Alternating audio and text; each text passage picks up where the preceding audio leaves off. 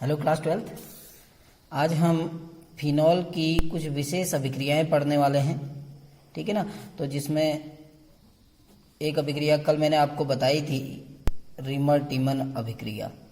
तो आज हम कुछ फिनॉल की अन्य जो विशेष अभिक्रियाएं हैं, जो नेमिंग रिएक्शन हैं, उनके बारे में बात करेंगे और उसके पश्चात हम अपने नए चैप्टर ईथर की ओर बढ़ेंगे। तो एक बार रीमर टीमन अभिक्रिया को आपको फिर से मैं यहाँ पर बता रहा हूँ।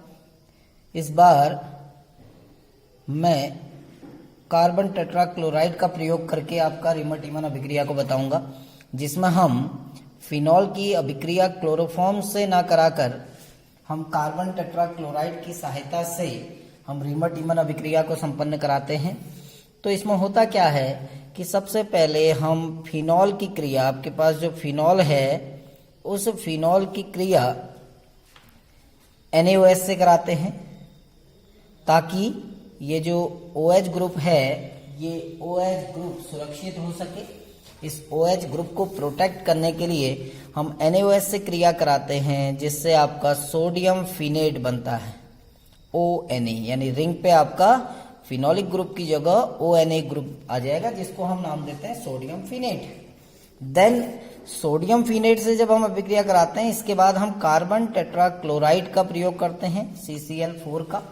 तो ध्यान देना कि जो ऑर्थो और पैरा पोजीशन है, यहां से एक हाइड्रोजन निकलता है और CCl4 से एक आपका Cl निकलता है, तो आपका HCl आपका बाहर हो जाएगा और यहां पर आपका CCl3 ग्रुप ऐड हो जाएगा। आपका सोडियम फिनेट के साथ साथ जो ऑर्थो पोजीशन पर है, यहां पर CCl3 ग्रुप ऐड हो जाएगा, आपका CCl3, ठीक है ना। अब जब CCl3 ग्रुप ऐड हो जाता है, तो यहां पर हम क्या करते हैं, 3 मॉलिक्यूल NaOH से इसकी रिएक्ट कराते हैं, ट्राइज मॉलिक्यूल ऑफ NaOH। जब हम 3 अणु NaOH से इसकी क्रिया कराते हैं, देखिए मैं तीनों को अलग लिख रहा हूं, NaOH पहला अणु, ये दूसरा अणु और ये तीसरा अणु। आप तीनों को अलग अलग ना लिखकर एक साथ लिख देना, ट्राइज NaOH करके। तो होता क्या है, ये जो 3 Cl हैं और ये जो 3 Na हैं, ये NaCl के फॉर्म में बाहर हो जाते हैं और यहां पर 3 Cl के स्थान पर 3 OH ग्रुप आ जाते हैं। तो आपका एक मध्यवर्ती यौगिक बनता है, जिसको हम दिखाते हैं, यानी तीनों Cl की जगह पर 3 OH ग्रुप आ जाएंगे इस तरीके से, है ना। और जब इसको हम हल्का सा हीट करते हैं, इसको गर्म करते हैं, तो क्या होता है, यहां से एक अणु जल का बाहर हो जाता है, देखिए H2O बाहर हो गया और एसिड ग्रुप आ गया COOH। तो ये अम्ल ग्रुप यहां पर इंट्रोड्यूस हो गया, देखिए COOH, और फिनेट ग्रुप ऐसे ही रहा, सोडियम फिनेट जो है। लास्ट में इसका हम एसिडिफिकेशन करते हैं विद डाइल्यूट HCl, हाइड्रोक्लोरिक अम्ल के साथ हम इसका एसिडिफिकेशन कर रहे हैं। तो आपको पता है एसिडिफिकेशन किस लिए किया जाता है, ताकि जो फिनोलिक ग्रुप है वो फिर से रिस्टोर हो सके, वो दोबारा से फिनोलिक ग्रुप को लाने के लिए हम एसिडिफिकेशन करते हैं। तो Na और Cl, NaCl आपका एलिमिनेट हो गया और ये OH ग्रुप फिर से यहाँ जनरेट हो गया। तो आपका सैलिसिलिक एसिड बनता है। जब आप कार्बन टेट्राक्लोराइड का प्रयोग करोगे, तो जो लास्ट प्रोडक्ट होगा वो आपका सैलिसिलिक एसिड होगा। मैंने केवल ऑर्थो प्रोडक्ट लेके किया है, तो 2 प्रोडक्ट बनेंगे, ऑर्थो और एक ऑर्थो पे बनेगा, एक पैरा पे बनेगा, क्योंकि जो सब्स्टिट्यूशन है वो ऑर्थो पे भी हो सकता है, वही सब्स्टिट्यूशन आपका पैरा पे भी हो सकता है, क्योंकि इसमें रिंग पार्टिसिपेट कर रही है, ठीक। नेक्स्ट जो नेमिंग रिएक्शन है वह है कोल्बे स्मिट अभिक्रिया। नेमिंग रिएक्शन है कोल्बे स्मिट अभिक्रिया, कोल्बे स्मिट अभिक्रिया। कहीं स्कमिट भी लिखा होगा आपकी बुकों में इसको। तो कोल्बे स्मिट अभिक्रिया, मैं स्पेलिंग लिख दे रहा हूं, KOLBES, कोल्बेज, SCHMIDT reaction, Kolbe Schmitt reaction. जब हम कोल्बे स्मिट रिएक्शन पढ़ते हैं, ये भी आपका सैलिसिलिक अम्ल बनता है, इससे भी आपका, लेकिन यहां पर रिएक्शन थोड़ी अलग हो जाती है। यहां पर हम कार्बन डाइऑक्साइड के साथ रिएक्ट कराते हैं। जब हम फिनॉल की रिएक्शन NaOH और CO2 से रिएक्ट कराते हैं, तो यहां पर आपका सैलिसिलिक एसिड बनता है। तो होता क्या है, देखिए सबसे पहले हम 400 केल्विन टेम्परेचर और आपका 4 to 7 ATM प्रेशर पे, यानी दाब आपका 4 से 7 ATM के बीच होना चाहिए, और टेम्परेचर आपका 400 केल्विन के लगभग होना चाहिए। ये रिएक्शन कंडीशन है। जब हम फिनॉल की क्रिया NaOH से कराएंगे तो सोडियम फिनेट बनेगा, आपको पता है। उसमें हम कार्बन डाइऑक्साइड गैस डालते हैं। जब हम सोडियम फिनेट में CO2 गैस अगर हम इंट्रोड्यूस करें तो हमारा फेनिल सोडियम कार्बोनेट बनता है, एक कंपाउंड जो रीअरेंजमेंट द्वारा सोडियम सैलिसिलेट में कन्वर्ट होता है। और जब हम सोडियम सैलिसिलेट का एसिडिफिकेशन करते हैं तो आपका सैलिसिलिक एसिड बनता है। कैसे, देखिए रिएक्शन के आधार पर बताते हैं। तो सबसे पहले आपका फिनॉल है। फिनॉल में सबसे पहला काम होता है इस OH ग्रुप को प्रोटेक्ट करेंगे। प्रोटेक्ट करने के लिए हम NaOH का प्रयोग करते हैं। तो जब NaOH का प्रयोग करेंगे तो आपको पता है सोडियम फिनेट बनेगा। सबसे पहले ONA सोडियम फिनेट बनता है। अब हमने करना क्या है, इस सोडियम फिनेट की रिएक्शन हमने CO2 से करानी है, कार्बन डाइऑक्साइड से। 400 केल्विन ताप होगा आपका टेम्परेचर और 4 से 7 ATM का प्रेशर होगा। तो ये जो CO2 ग्रुप है ये इस ONA ग्रुप के साथ मर्ज हो जाता है और आपका बनता है फेनिल सोडियम कार्बोनेट। इसको हम फेनिल सोडियम कार्बोनेट कहते हैं, OCOONA। ये CO2 ग्रुप यहां इंट्रोड्यूस हो गया तो इसका नाम होता है फेनिल सोडियम कार्बोनेट। ये CO3 ग्रुप तो है। देखिए आप अगर देखेंगे CO3 तो CO3 2 नेगेटिव ग्रुप किसको कहते हैं, CO3 2 नेगेटिव आपका ग्रुप कहलाता है, जिसको नाम देते हैं, जिस आधार पर हम इसको भी नाम दे रहे हैं फेनिल सोडियम कार्बोनेट। तो CO3 ग्रुप आपका कार्बोनेट ग्रुप होता है तो इसको नाम दे दिया गया फेनिल सोडियम कार्बोनेट। फेनिल यानी बेंजीन, सोडियम आपका मेटल हो गया और CO3 ग्रुप है तो लास्ट में क्या लिख दिया, फेनिल सोडियम कार्बोनेट। बस अब यहां पर से एक रीअरेंजमेंट रिएक्शन लगती है, पुनर्विन्यास, रीअरेंजमेंट, पुनर्विन्यास अभिक्रिया। अब पुनर्विन्यास में क्या होता है, देखिए कि यहां पर जो H होगा ये H शिफ्ट हो गया इस O के साथ और ये पूरा का COONA ग्रुप नीचे आ गया तो आपका प्रोडक्ट बनेगा सोडियम सैलिसिलेट OH और यहां आ जाएगा COONA। इसको हम सोडियम सैलिसिलेट बोलते हैं। जब इसका एसिडिफिकेशन किया जाता है सोडियम सैलिसिलेट का तो आपको सैलिसिलिक एसिड मिलेगा और हम जो एसिडिफिकेशन करते हैं वो HCl के साथ करते हैं। तो इसका एसिडिफिकेशन करेंगे विद HCl के साथ जब एसिडिफिकेशन करेंगे तो यहां से Na और यहां से Cl आपका NaCl एलिमिनेट हो गया और आपका सैलिसिलिक एसिड बनेगा। तो ये कोल्बे स्मिट अभिक्रिया है, COOH, ये सैलिसिलिक एसिड बन गया। तो कोल्बे स्मिट अभिक्रिया जो है बहुत जगहों पर काम आती है, अभी आगे हम बताएंगे कहां कहां पर यूज होती है। नंबर 3 इक्वेशन जो आपकी आएगी वो 3rd इक्वेशन आपकी 3rd रिएक्शन होगी जिसको हम युग्मन अभिक्रिया कहते हैं। तीसरी युग्मन अभिक्रिया, कपलिंग रिएक्शन, कपलिंग रिएक्शन कहते हैं युग्मन अभिक्रिया। और इससे आपका डाई बनते हैं, एजोरंजक, जिसको एजो डाई कहते हैं। इससे आपकी डाई फॉर्मेशन होगी। यहां पर हम करते क्या है कि जो फिनॉल है, हमें पता है जो फिनॉल है वो एक एसिडिक कंपाउंड है। तो जब हम फिनॉल की रिएक्शन बेसिक मीडियम में डायजोनियम सॉल्ट के साथ करते हैं तो वहां पर आपका एजो डाई बनती है, एजो रंजक बनते हैं विभिन्न प्रकार के डाई। तो होता क्या, देखो कपलिंग रिएक्शन में, कपलिंग रिएक्शन यहां पर जो कपलिंग हो रही है वो डायजोनियम सॉल्ट के साथ कपलिंग हो रही है। तो ये आपका एक डायजोनियम सॉल्ट है। देखिए डायजोनियम सॉल्ट कहते हैं, रिंग पे जब N2Cl ग्रुप होता है या N2Br ग्रुप होता है तो इसको डायजोनियम सॉल्ट कहा जाता है, ठीक है ना। इस डायजोनियम सॉल्ट की रिएक्शन हम फिनॉल के साथ करा रहे हैं। तो ये आपका एक फिनॉल है, फिनॉल बेंजीन पे OH ग्रुप, हम फिनॉल से रिएक्शन करा रहे हैं डायजोनियम सॉल्ट की। और याद रखना क्योंकि फिनॉल आपका एसिडिक होता है तो मीडियम आपका बेसिक होगा, यानी जो pH हम लेंगे मीडियम का वो 9 to 10 के करीबन लेंगे, क्योंकि एसिडिक आपका फिनॉल एसिडिक है इसलिए हमको उसका अपोजिट सॉल्यूशन लेना पड़ता है, बेसिक सॉल्यूशन लेना पड़ेगा। और क्योंकि आपको पता है डायजोनियम सॉल्ट जो होता है वो टेम्परेचर के लिए बहुत ज्यादा सेंसिटिव होता है कि टेम्परेचर अगर इंक्रीज हो गया तो डायजोनियम सॉल्ट जो होता है वो डिकम्पोज होना स्टार्ट कर देता है। इसीलिए डायजोनियम सॉल्ट को हमेशा आइस कोल्ड कंडीशन में रखा जाता है, यानी बर्फ जैसी कंडीशन में रखा जाता है। तो वही यहां पर भी हम कह रहे हैं कंडीशन आपको रिएक्शन की रखनी पड़ेगी, बर्फ शीतित विलयन कहते हैं इसको हम, आइस कोल्ड सॉल्यूशन, बर्फ शीतित। ठीक है ना, बहुत ही टेम्परेचर लो रखना पड़ेगा। जब टेम्परेचर लो रखते हैं तो क्या होता है, यहां से आपका एक HCl का मॉलिक्यूल आपका बाहर हो जाएगा। देखिए आपका HCl मॉलिक्यूल बाहर हो गया और ये दोनों कंपाउंड जब आपस में जुड़ते हैं तो इसको हम इसको हम कहते हैं एजोरंजक, इसको हम कहते हैं एजोडाई, जिसका IUPAC नाम आपका 4 हाइड्रोक्सी एजोबेंजीन होता है। 4 हाइड्रोक्सी एजोबेंजीन।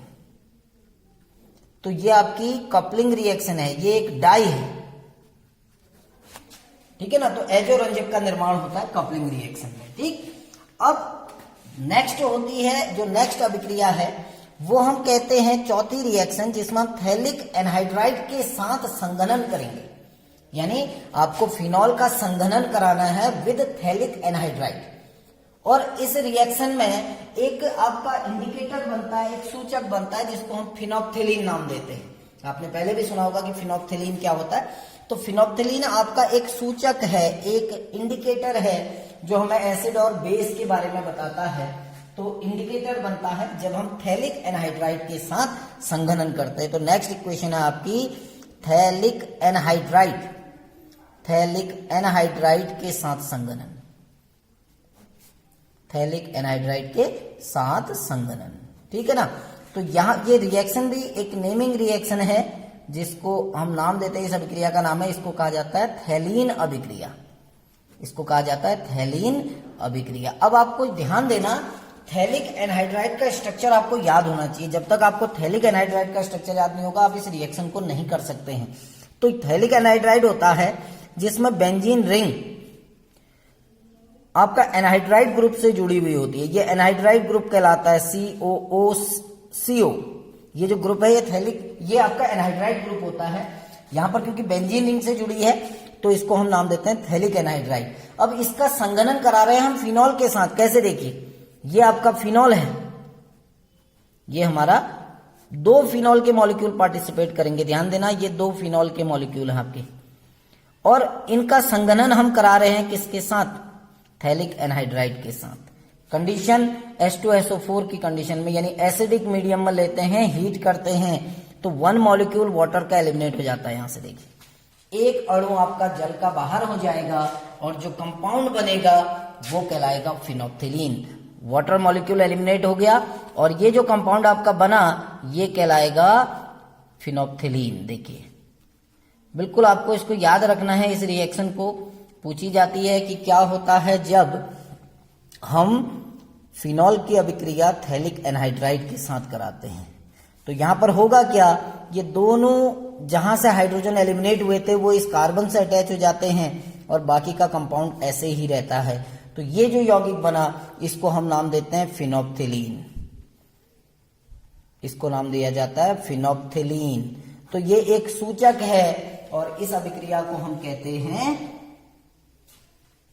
थैलिक एनहाइड्राइड के साथ संघनन। ये जो फिनोप्थिलीन है ये इसका यूज होता है जब अम्ल क्षार अनुमापन करते हैं लैब में। आप जब करोगे एसिड बेस का जब आप अनुमापन करोगे वहां पर ये एक सूचक की भांति प्रयोग होता है, जो अम्लीय माध्यम में तो रंगहीन रहता है। यानी अम्लीय माध्यम में यदि आप किसी अम्ल में फिनोप्थिलीन डालते हैं तो कोई कलर नहीं आएगा, लेकिन जब बेसिक मीडियम में डालते हैं तो इसका रंग गुलाबी हो जाता है, ठीक है ना। तो इसका कलर कैसा हो जाएगा, गुलाबी हो जाएगा। ठीक, अब नेक्स्ट हम फिनॉल का ऑक्सीकरण पढ़ रहे हैं कि फिनॉल का ऑक्सीकरण कैसे होता है। हमने स्टार्टिंग में एक कहा था कि फिनॉल वैसे रंगहीन होता है, लेकिन जब इसको खुला छोड़ देते हैं तो इसका रंग गुलाबी हो जाता है। वो किसके कारण होता है, इस ऑक्सीकरण उत्पाद के फलस्वरूप होता है। यानी जब फिनॉल का ऑक्सीकरण हो जाता है तो वहां पर ऑक्सीकरण के बाद जो प्रोडक्ट बनता है उस प्रोडक्ट के कारण फिनॉल आपका गुलाबी रंग में परिवर्तित हो जाता है। तो फिनॉल को यदि हम वायु में खुला छोड़ दें तो कुछ समय बाद वो हमारे जो एटमॉस्फेरिक ऑक्सीजन है उस ऑक्सीजन से ऑक्सीडाइज होता है, और जब ऑक्सीडाइज होता है तो उसका कलर चेंज होने लगता है, वो हल्का गुलाबी कलर का होने लगता है। किसके कारण होता है वो अभिक्रिया के माध्यम से समझेंगे। तो ये आपका फिनॉल है, ठीक है ना। तो पहला जो ऑक्सीकरण हम पढ़ रहे हैं, क्योंकि ऑक्सीकरण 2 तरीके का होता है ये ध्यान देना। पहला जो ऑक्सीकरण हम पढ़ रहे हैं वो वायु द्वारा है, ये एटमॉस्फेरिक ऑक्सीजन के द्वारा उसका ऑक्सीडेशन होगा। कैसे?